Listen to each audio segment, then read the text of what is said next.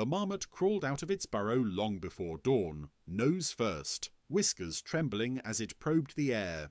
The mountain should have been tightening in the cold, the stones shrinking, the ground stiffening with thin threads of frost creeping slowly across the tundra grass. Every spring, even the warmest ones, still carried that sharp nighttime chill. Frost always returned before sunrise, marking the rhythm of seasons the marmots depended on. But today the earth felt soft, warm, wet. The marmot pushed farther out, claws sinking into soil that should have been frozen. It stopped immediately, the sensation startling enough to make it retreat halfway back into the burrow.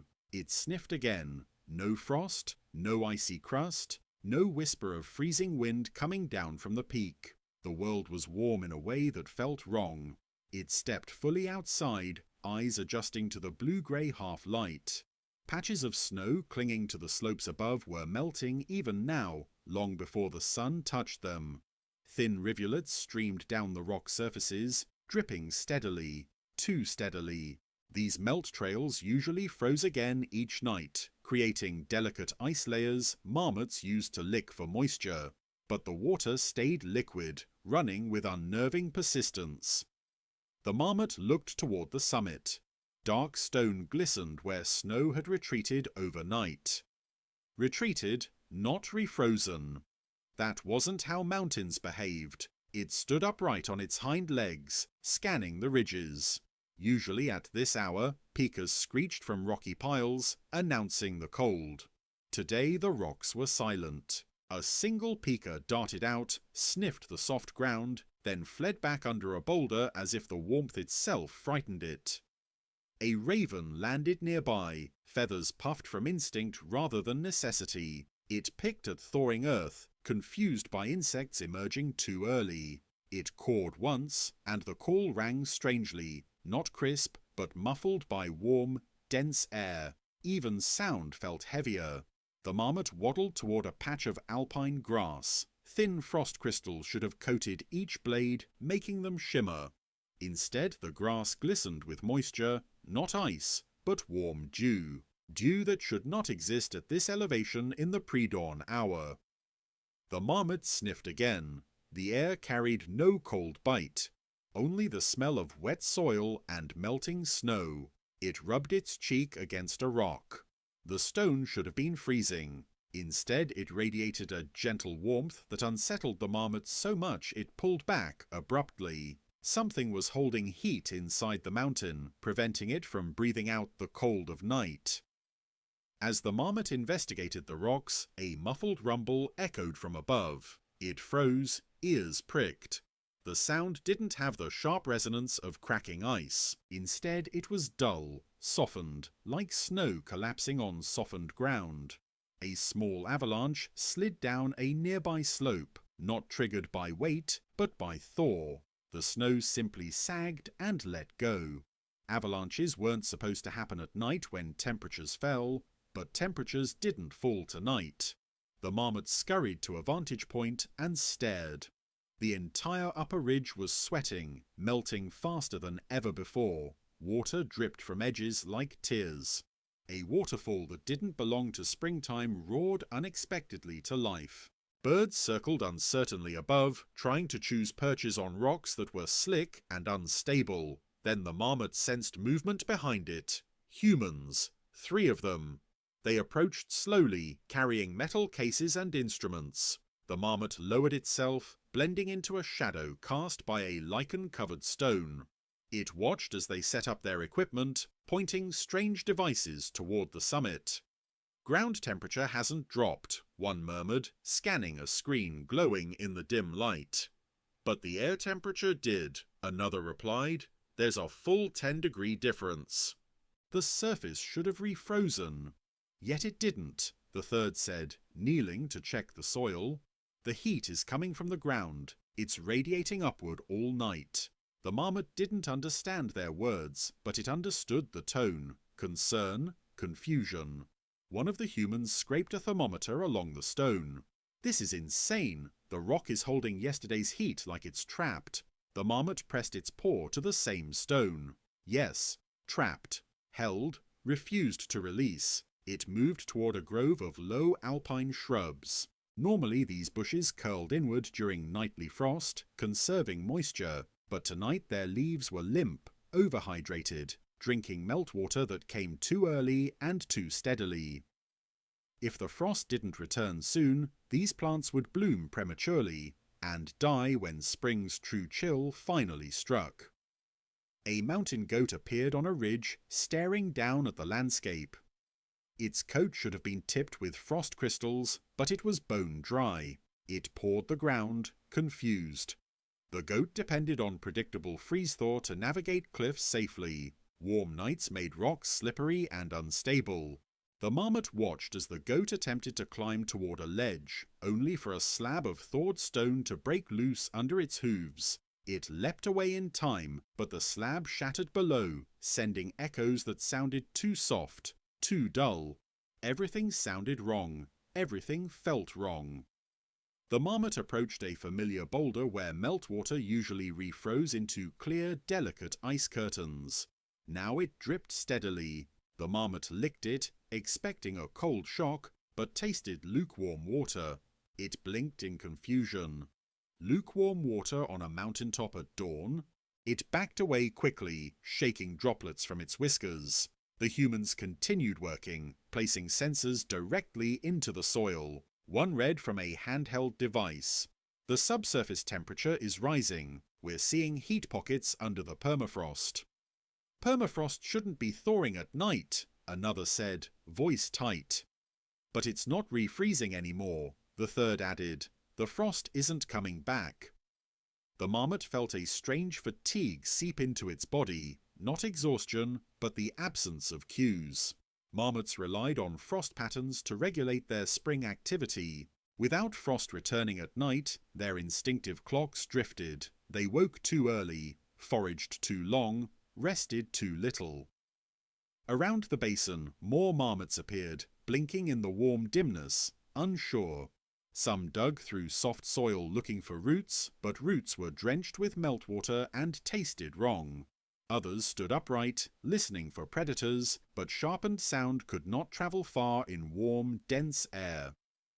A golden eagle passed overhead, wings outstretched. Usually, at this hour, frosty winds helped it glide effortlessly. Tonight, the air was still. It flapped more than usual, searching for cold pockets to ride. Finding none, it circled lower, irritated by its own struggle.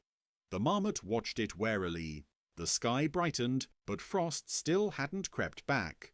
Not on grass, not on stone, not on the summit itself. For the first time in its life, the marmot saw the mountain enter dawn without reclaiming even a trace of night's cold. If frost did not return tomorrow, or the next night, or the next season, the insects would hatch too early and die too soon, the shrubs would bloom and collapse under sudden freezes, rock faces would thaw unevenly and crumble, predators would lose their flight currents, marmots would lose their seasonal rhythms, and the mountain, ancient, steady, breathing in cold and out thaw, would forget how to rest. And the marmot, keeper of burrows, watcher of seasons, would live in a world where winter's last breath never returned. The marmot remained on the exposed slope long after the first sunlight spilled across the mountainside. Under normal conditions, he would already have retreated to the burrow to preserve heat, letting the sun warm the stones gradually before returning to forage. But today, nothing followed the rules of mountain morning. The air, despite brightening, carried none of the crisp bite that always defined alpine dawn. No metallic hint of frost, no sting on the nose, no cold weight on his fur. Instead, the marmot felt a soft, almost spring-like warmth seep through the entire slope. Not sunlight, but the heat trapped from the night before. The warmth didn't belong there. It was as if the mountain had refused to breathe out the previous day. He shuffled onto a boulder and pressed his belly against it. The stone should have been cold enough to shock him, a jolt that always signaled the start of morning. Instead, the surface radiated a mild heat upward.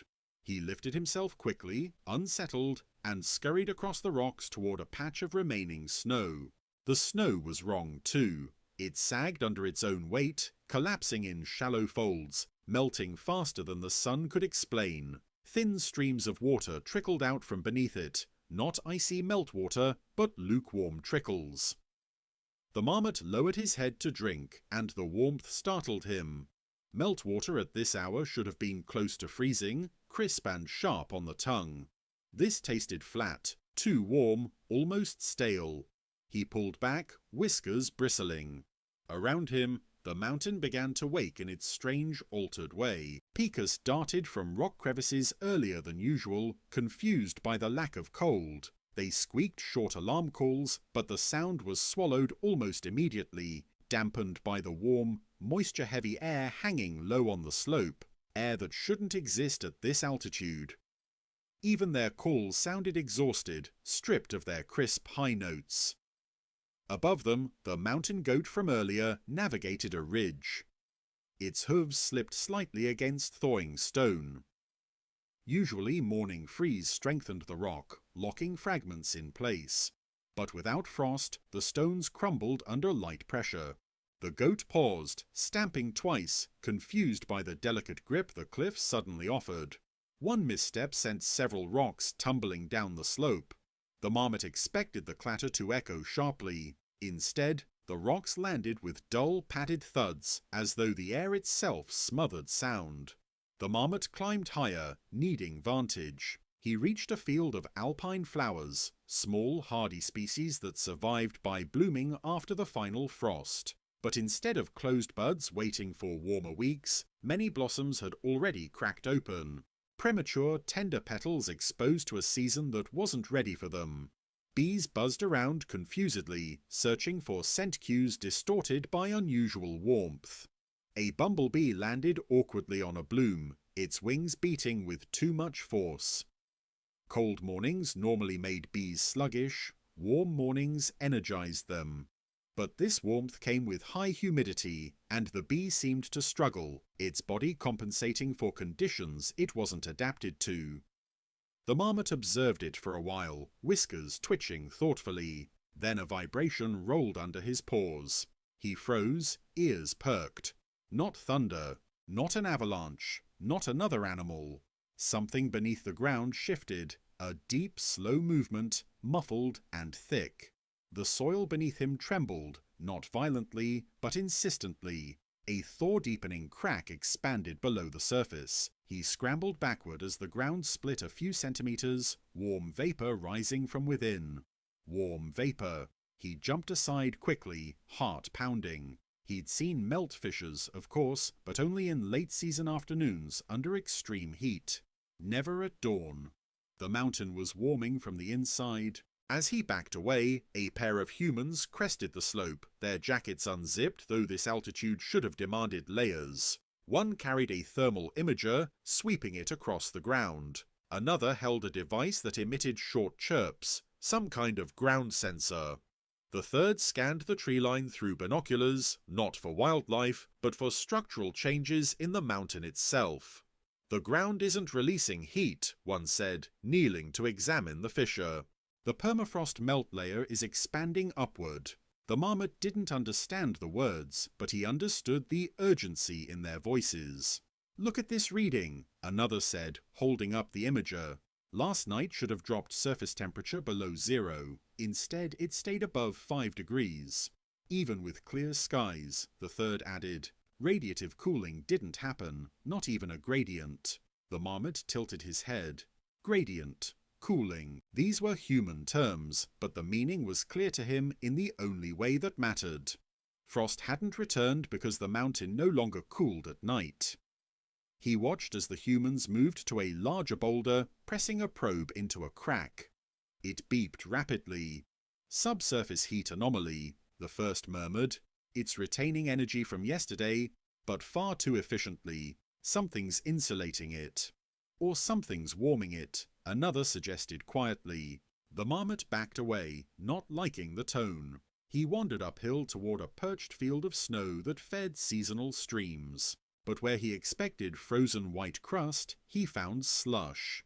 Deep, heavy slush. It sagged dangerously, and when he stepped onto it, his paws sank through instantly. He yelped in surprise and scrambled back. Underneath the slush, water flowed freely, a stream that shouldn't have awakened until late spring. He ran along the edge, feeling the ground sink slightly with each step, as though the melt had hollowed pockets beneath the surface. One spot collapsed behind him, a sudden dip in the earth, causing water to spill out with a gurgling sound. He turned sharply, heart thudding. The collapse didn't freeze over. The water kept flowing. The marmot continued moving upward, seeking cold. At higher altitudes, he found a wide patch of permafrost that once held firm like a stone. But now he saw rivulets carving through it like veins, exposing dark soil beneath. He touched the permafrost with a paw, soft, wet, decomposing, a terrifying reversal of seasons. The marmot heard a shrill cry overhead. A snowfinch swooped down and landed on a warm rock, panting lightly. Birds of the high peaks rarely displayed heat stress, but today the finch held its wings slightly open to cool itself. Its tiny feet shifted uncomfortably on stone that should have chilled them. The marmot sensed what the finch already knew. The entire summit ecosystem had lost its anchor. He continued toward the highest ridge, eventually stopping where the world fell away in a great white arc of glacier. But even the glacier's edge looked wrong, too smooth, too shiny, too wet. Streams poured down its face in thin silver lines, evaporating in the warm air. He looked for a single crystal of frost. Just one, on a rock, a blade of grass, a crevice. Nothing. The mountain had gone a full night without reclaiming cold, and the consequences were unfolding everywhere. Pikas calling off key, goats losing footing, flowers blooming too early, snow sliding without warning, streams roaring out of season, soil collapsing where ice once held it together. The marmot sat on a stone, heavy with unease. If frost did not return tomorrow, or the next night, or the next turning of the moon, the glacier would retreat too fast, spring insects would hatch and freeze late season, plant cycles would collapse, predators would misread seasons, burrows would flood, landslides would become constant, and the mountain, ancient keeper of cold, sculptor of seasons, would lose its memory of winter. The marmot, small guardian of alpine rhythms, sat in a world warming from beneath his paws, watching a summit that no longer froze and no longer knew how.